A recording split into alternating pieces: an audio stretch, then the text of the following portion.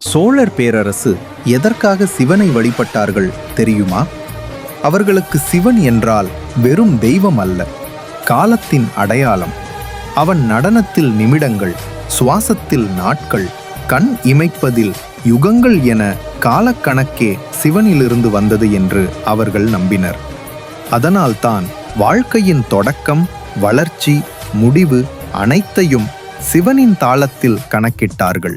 அவர்களின் கோவில்கள் வெறும் கல் அல்ல, காலத்தின் இயந்திரங்கள்.